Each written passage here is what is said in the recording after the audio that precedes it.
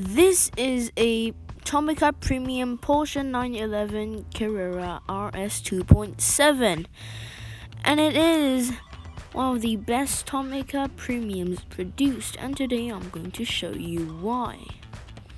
So first of all, let's dig into the real deal, which is the car itself. As you can see, there's quite a suspension that this car provides. And yes, so if you look at the detailing, it's much better than some other Tomica Premiums, like the paintwork and yeah, everything. The wheels are also really nice wheels, the red wheels, and yeah, Tomica did it.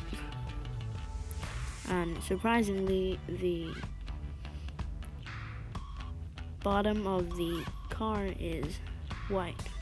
Anyway, the headlights and the rear headlights, they're actually real plastic, not just paint like they do in some other Tomicas. As you can see, everything, like the paintwork, everything literally, it's just all so detailed, including of course the suspension also. I just love the suspension.